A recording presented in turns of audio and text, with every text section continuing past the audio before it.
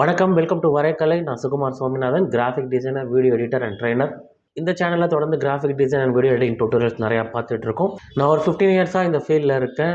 Area news பேப்பர்ஸில் work பண்ணியிருக்கேன். இப்போ கூட கொளத்தூர்மையில் அப்படின்ற ஏரியா மேகசின் ரன் பண்ணிட்டுருக்கேன். Editing, publishing and design work நான் தான் பார்த்துட்டு இருக்கேன். இது தவிர upwork.comன்ற ஃப்ரீலான்ஸ் சைட் மூலமாக US, UK இது போன்ற கிளையன்ஸுக்கு சென்னையில் இருந்துக்கிட்டே நான் டிசைன் பண்ணி கொடுத்துருக்கேன்.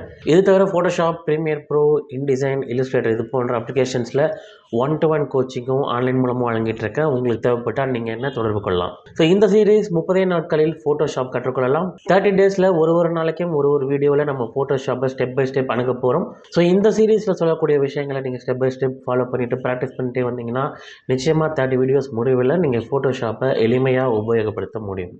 ஓகே, முதல் வீடியோவை நம்ம துவங்கலாம்.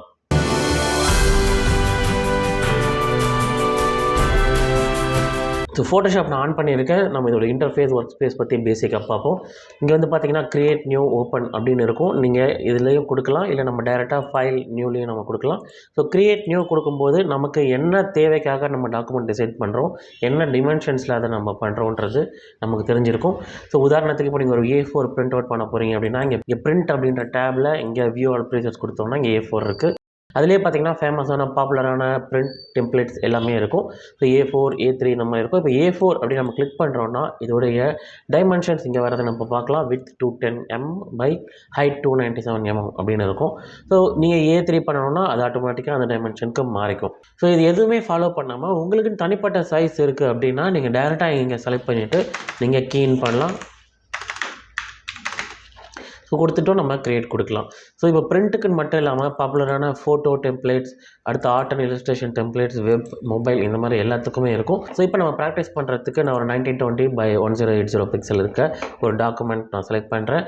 இங்கே மற்றது எல்லாமே நம்ம போக போக நம்ம டீட்டெயிலாக பார்க்க போகிறோம். ஸோ க்ரியேட் கொடுத்துட்றேன்.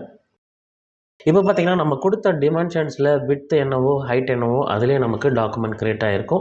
ஸோ இங்கே நம்ம ஒரு 3 விஷயத்தை கவனிக்கணும். முதல்ல இருக்கிறது நம்மக்கிட்ட இருக்கக்கூடிய டாக்குமெண்ட், நம்மளுடைய ஆர்ட்போர்ட் கேன்வாஸ். ஸோ இங்கே தான் வந்து நம்மளுடைய ஒர்க் எல்லாம் பண்ண போகிறோம். ஸோ அடுத்து நம்ம லெஃப்ட் சைடில் பார்க்குறது டூல் பாக்ஸ் அண்ட் ரைட் சைடில் இருக்கிறது எல்லாமே பேனல்ஸ். ஸோ டூல் பாக்ஸில் ஒரு டூல் இருக்கும். நமக்கு தேவையான டூல்ஸ் எல்லாமே எடுத்து நம்ம இங்கே யூஸ் பண்ணுவோம். ஸோ டிஃபால்ட்டாக நம்ம மூவ் டூலில் இருக்கும். ஸோ நம்ம எந்த டூலை கிளிக் பண்ணுறோமோ நம்மளுடைய கர்சர், நம்ம பாயிண்டர் அந்த டூலுக்கு ஏற்ற ஒரு ஷேப்பை எடுத்துக்கும். உதாரணத்துக்கு இப்போ செலக்ஷன் டூல் கிளிக் பண்ணும்போது இது ஒரு ப்ளஸ் ஐக்கானாக மாறுது. நம்ம மூவ் டூல் கிளிக் பண்ணோன்னா ஒரு ஏரோ ப்ளஸ் மூவ் சிம்பிளோட மூவ் டூலாக மாறுது. ஸோ டைப் டூல் T ஐக்கான கிளிக் பண்ணுறேன். இங்கே பார்த்தீங்கன்னா நம்மளுடைய பாயிண்டர் டைப் பண்ணக்கூடிய ஒரு கர்சராக நமக்கு மாறிடுது. அடுத்து நம்ம கவனிக்க வேண்டியது menu, file, edit, image, layer, type இது மாதிரி இருக்கும். நம்ம நார்மலாக MS ஆஃபீஸ்லேருந்து எந்த ஒரு அப்ளிகேஷன் யூஸ் பண்ணியிருந்தாலும் நமக்கு இது பழக்கப்பட்ட விஷயம். ஸோ ஒரு மெனுக்குள்ளேயும் சப் மெனுஸ் இருக்கும். அதுக்குள்ளே பல விஷயங்கள் நம்ம தேவைக்கு ஏற்றாமல் நம்ம செலக்ட் பண்ணுறதுக்கு இருக்கும். ஸோ இந்த மெனு பார் கீழே இருக்கக்கூடியது ஆப்ஷன் பார், ப்ராப்பர்ட்டி பார். நம்ம செலக்ட் பண்ணக்கூடிய டூலுக்கு ஸ்பெஷலான ஆப்ஷன்ஸ் வந்து இது காட்டும். இப்போ நம்ம செலெக்ஷன் டூலில் இருக்கும்போது அது சம்மந்தப்பட்ட ஆப்ஷன்ஸை காட்டுது. இதே நான் வந்து இப்போ பென் டூலில் கிளிக் பண்ணுறேன். இங்கே பார்த்தீங்கன்னா பென் டூலுக்கு ஏற்ற சில ஆப்ஷன்ஸ் அது காட்டுது. அடுத்து நான் கிரேடியன்ட் டூலில் கிளிக் பண்ணுறேன். இப்போ பார்த்தீங்கன்னா கிரேடியன்ட் டூலுக்கு ஏற்ற மாதிரியான சில ஆப்ஷன்ஸ் காட்டுது. உதாரணத்துக்கு கிரேடியன்ட்லேயே பல கலர்ஸ் இருக்குது. ஸோ இந்த ஆப்ஷன்ஸ் உங்களுக்கு வேணுமா அப்படின்னு காட்டுது. ஸோ நம்ம இங்கே என்ன டூலை செலக்ட் பண்ணுறோமோ அதுக்கேற்ற சில ஆப்ஷன்ஸை நம்ம வசதிக்காக காட்டும். இது வந்து ஆப்ஷன் பார். ஸோ இப்போ நம்ம ரைட் சைடில் பார்க்குறதெல்லாம் பேனல்ஸ்லேயே பார்த்தீங்கன்னா சில இது குரூப் ஆகி இருக்குது. லேயர்ஸ், சேனல்ஸ், பார்ட்ஸ் இப்படி ஒன்று டேபாக குரூப் ஆகி இருக்குது. ஸோ நமக்கு தேவைப்படுற எந்த பேனல்ஸையுமே நம்ம விண்டோ மெனுவில் போய் எடுத்துக்கலாம். இப்போ இங்கே விண்டோ மெனுவில் பாருங்கள் சில பேனல்ஸ் டிக்கில் இருக்குது. இதெல்லாம் ஆல்ரெடி டிஃபால்ட்டாக ஓப்பன் ஆகியிருக்குன்னு அர்த்தம். ஸோ இப்போ பார்த்தீங்கன்னா லேயர் பேனல் டிக்கில் இருக்குது. நான் இந்த லேயர் பேனலோட டேப் இப்படி ட்ராக் பண்ணி இழுத்தேன்னா இது தனியாக ஃப்ளோட் பண்ணக்கூடிய ஒரு பேனல் நமக்கு வரும். நம்ம இங்கே மேலே பிடிச்சி எங்கே இழுத்து நம்ம வசதிக்கு ஏற்ற மாதிரி வச்சாலும் அது அந்த இடத்துல அப்படியே இருக்கும். ஸோ நம்ம ஒரு பேனலில் ஃப்ளோட் பண்ணலாம், இல்லை இப்படி ட்ராக் பண்ணி நம்ம குரூப்பில் போய் இந்த ப்ளூ லைன் வரும்போது விட்டோம்னா அது அங்கே ஆட்டோமேட்டிக்காக மெர்ஜ் ஆகிக்கும். இல்லை நம்ம இந்த பேனலில் ஃப்ளோட் பண்ணி எடுத்து நம்ம இந்த இன்டூ மார்க்கை கிளிக் பண்ணோன்னா அந்த பேனல் ஆட்டோமேட்டிக்காக க்ளோஸ் ஆகிடும். ஸோ எந்த ஒரு பேனலுமே உங்களுக்கு காண போயிடுச்சு, ஆனால் உங்களுக்கு அது தேவைப்படுது அப்படின்னா நீங்கள் விண்டோ மெனுவில் போய்ட்டு அந்த பேனலை திரும்ப நீங்கள் கிளிக் பண்ணிங்கன்னா அது உங்களுக்கு ஆட்டோமேட்டிக்காக வந்துடும். ஸோ பேனல்ஸ் பொறுத்த வரைக்கும் டிஃபால்ட்டாக ஃபோட்டோஷாப் நமக்கு சில விஷயங்களை கொடுத்துருக்கு. ஆனால் ஒருத்தருடைய ஒர்க்குக்கு ஏற்ற மாதிரி இப்போ ஃபோட்டோஷாப்னால் அது ஒரு பெரிய கடல், ஒரு ஓஷன் மாதிரி. ஸோ அதில் ஒரு இடத்துல ஒருத்தர் நின்று மீன் பிடிக்கிற மாதிரி ஃபோட்டோஷாப்பில் வெப் டிசைன் பண்ணுறவங்களுக்கு சில செட் ஆஃப் பேனல்ஸ் வரலாம். ஃபோட்டோஷாப்பில் ஆர்ட் ஒர்க்ஸ் பண்ணுறவங்களுக்கு, வரைகிறவங்களுக்கு ஒரு செட் ஆஃப் பேனல்ஸ் தேவைப்படும். ஸோ ஃபோட்டோஷாப்பில் ஒரு ஃபேண்டசி எடிட் பண்ணுறவங்களுக்கு, ஃபோட்டோ எடிட் பண்ணுறவங்களுக்கு வேறு செட் ஆஃப் பேனல்ஸ் தேவைப்படும். ஸோ இதில் நம்ம ஸ்பெஷலைஸ்டாக ஒரு செக்மெண்ட்டில் ஒர்க் பண்ணுறோம் ஃபோட்டோஷாப்லன்றப்போ நமக்கு என்னென்ன பேனல்ஸ் தேவைப்படுமோ அதை மட்டும் நம்ம வச்சுப்போம். ஸோ இந்த மாதிரி செட் ஆஃப் பேனல்ஸை தான் நம்ம விண்டோவில் ஒர்க் ஸ்பேஸ் அப்படின்ற இடத்துல பார்க்குறோம். டிஃபால்ட்டாக எசென்ஷியல்ஸ் அப்படின்னு இருக்குது. அதாவது எல்லாருக்குமே உபயோகப்படக்கூடிய சில பேனல்ஸை தான் ஃபோட்டோஷாப் சஜஸ்ட் பண்ணி டிஃபால்ட்டாக வச்சுருக்காங்க. ப்ராப்பர்ட்டிஸ், லேயர்ஸ் இந்த மாதிரி. ஸோ நீங்கள் வந்து நான் ஏற்கனவே சொன்ன மாதிரி ஒரு பெயிண்டிங் பண்ண போடுறீங்க, திரும்ப பெயிண்டிங் தான் நீங்கள் ஃபோட்டோஷாப்பில் நிறையா பண்ண போகிறீங்க அப்படின்னா நீங்கள் பெயிண்டிங்கிற ஒர்க் ஸ்பேஸை கிளிக் பண்ணால் பெயிண்டிங்க்கு என்னென்ன தேவையோ அதெல்லாம் இப்போ மாறினதை நம்ம பார்க்கலாம்.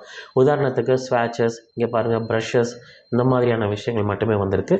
ஸோ அதே மாதிரி விண்டோவில் ஒர்க் ஸ்பேஸில் ஃபோட்டோகிராஃபி அப்படின்னு நீங்கள் கிளிக் பண்ணிங்கன்னா ஃபோட்டோகிராஃபி, ஃபோட்டோ எடிட்டர்ஸ்க்கு என்னென்ன தேவையோ அந்த பேனல்ஸ் நமக்கு டிஃபால்ட்டாக வரும். சில பேனல்ஸ் இப்படி ஐக்கானாக மட்டுமே இருக்கும். அதை நம்ம கிளிக் பண்ணோன்னா அந்த பேனல் பெருசாகிறத நம்ம பார்க்கலாம். ஸோ உங்களுக்கு இது எதுவுமே தேவையில்லை. நீங்களே உங்களுடைய பேனல் செட்டை க்ரியேட் பண்ண போகிறீங்கனாலும் நீங்கள் க்ரியேட் பண்ணலாம். உதாரணத்துக்கு நான் இந்த பேனல் குரூப்பை நான் க்ளோஸ் பண்ணிடுறேன். இங்கே இன்ட்ரோ பண்ணிவிட்டு இப்போ நான் விண்டோவில் எனக்கு தேவைப்படுற பேனல்ஸ் மட்டும் வைக்கிறேன். Window layers. ஸோ எனக்கு லேயர் பேனல் மட்டும் போதும், அது மட்டும் தனியாக நான் எடுத்துக்கிறேன். அடுத்து விண்டோவில் கலர். ஸோ இதுலேயும் பார்த்தீங்கன்னா குரூப்பாக வருது டிஃபால்ட்டாக. நான் கலர் பேனல் மட்டும் எடுத்துக்கிறேன். ஸோ இப்போ எனக்கு இந்த 2 பேனல் மட்டுமே போதும் அப்படின்னாலும் இதை நான் ஒரு தனி ஒர்க் ஸ்பேஸாக சேவ் பண்ணிக்கலாம். விண்டோவில் ஒர்க் ஸ்பேஸில் இங்கே பார்த்தீங்கன்னா நியூ ஒர்க் ஸ்பேஸ் அப்படின்னு இருக்குது. மை அப்படின்னு நான் கொடுத்துட்டு இதை சேவ் பண்ணிடுறேன். இப்போ பார்த்தீங்கன்னா விண்டோவில் ஒர்க் ஸ்பேஸில் மை அப்படின்ற ஒர்க் ஸ்பேஸ் க்ரியேட் ஆகிருக்கு. இப்போ நான் பெயிண்டிங் நான் ஸ்விட்ச் பண்ணுறேன். பெயிண்டிங் என்னென்ன பேனல்ஸ் இருக்குமோ அது வந்துருச்சு. இப்போ அகைன் விண்டோ ஒர்க் ஸ்பேஸில் மையை நான் செலக்ட் பண்ணேன்னா இப்போ பாருங்கள் நம்ம வச்ச 2 பேனல் மட்டுமே ஃபோட்டோஷாப்பில் வருது. ஸோ ஆக்சிடென்டலாக நீங்கள் அந்த பேனலை க்ளோஸ் பண்ணிட்டீங்கனாலும் திரும்ப அதை வர வைக்கிறதுக்கு விண்டோவில் நம்ம ஒர்க் ஸ்பேஸ் போகிறோம், ரீசெட் மை ஒர்க் ஸ்பேஸ் அப்படின்னு கொடுக்குறோம். இதை கொடுத்தோன்னா திரும்பவும் நம்ம என்னென்ன பேனல்ஸ் வச்சு நம்ம ஒர்க் ஸ்பேஸ் சேவ் பண்ணுமோ அதே ஒர்க் ஸ்பேஸ் இங்கே வந்துடும். ஸோ நம்ம இந்த முதல் வீடியோவில் பார்த்த இந்த விஷயங்களை நீங்களும் ஃபோட்டோஷாப் ஆன் பண்ணி செக் பண்ணி பாருங்கள், ஒர்க் ஸ்பேஸ் க்ரியேட் பண்ணி பாருங்கள். நம்ம அடுத்த வீடியோவில் தொடருவோம்.